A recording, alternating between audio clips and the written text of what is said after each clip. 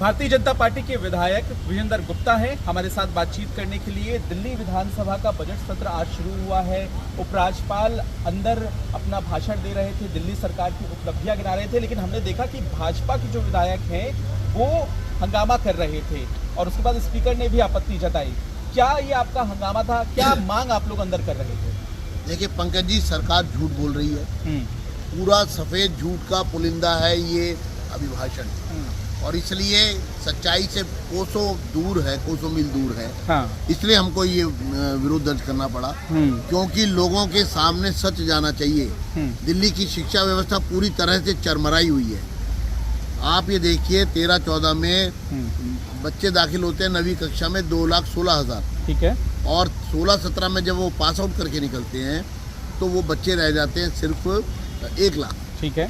वहाँ भी pass out होते हैं कितने, वो अलग बात है, लेकिन 1 लाख अपीयर होते हैं सिर्फ। बाकी कहाँ गए 1.25 लाख बच्चे? आप स्वास्थ्य का बजट जब बता रहे थे, स्वास्थ्य सेवा को देखिए आप, हाँ। स्वास्थ्य सेवाएं देखिए आप, पूरी तरह से चरमराई हुई है। अस्पतालों में दवाई नहीं है, नकली दवाइयों की सप्लाई हो रही है।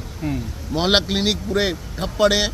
इन्होंने तो कहा था हम 2000 मोहल्ला क्लिनिक बनाएंगे, कहाँ गए वो सब? तो आप क्योंकि सवाल ये भी तो देखा ये गया कि क्या जब एलजी भाषण दे रहे हैं तो ऐसा आपको नहीं लगा कि उनका अपमान है एक तरह से वो भाषण दे रहे हैं? बाद में चर्चा हो सरकार, जाती है। दिल्ली की सरकार, केजरीवाल सरकार जनता का अपमान कर रही है, झूठ बोल के, झूठे आंकड़े पेश करके।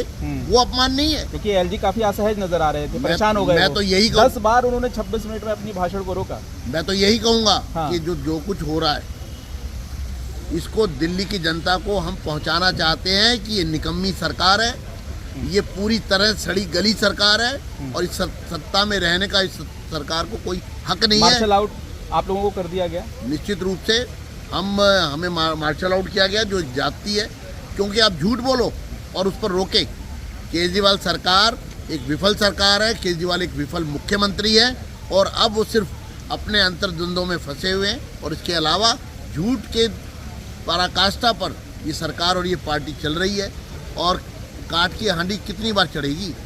कहावत तो ये कि काट की हांडी एक बार चढ़ती है। 6वां नोटिस भी ईडी ने दे दिया है दिल्ली के मुख्यमंत्री अरविंद केजरीवाल को, लेकिन 17 तारीख को कोर्ट ने भी निर्देश दिए हैं, तो इसे आप किस तरह से देख रहे हैं?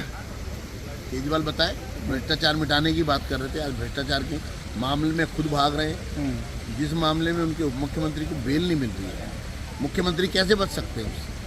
तो आप मान के चल रहे हैं कि वो नहीं बचेंगे या उनकी गिरफ्तारी होगी? निश्चित रूप से शराब घोटाला इतना बड़ा घोटाला है कि उसमें सरकार के मुखिया, जिनकी डायरेक्शन पर पैसा के लेन देन हुआ, वो कब तक अपनी धौंस पट्टी से, अपनी राजनीतिक संरक्षण से पॉलिटिसाइज करके कानून को धता बताते रहेंगे? हमारा एक बहुत बहुत धन्यवाद। विजेंद्र गुप्ता भारतीय जनता पार्टी के विधायक बता रहे हैं कि किन वजहों से उन्होंने सदन के भीतर एलजी का जब भाषण चल रहा था तो आपत्तियां दर्ज की और हंगामा किया। पंकज जैन, दिल्ली।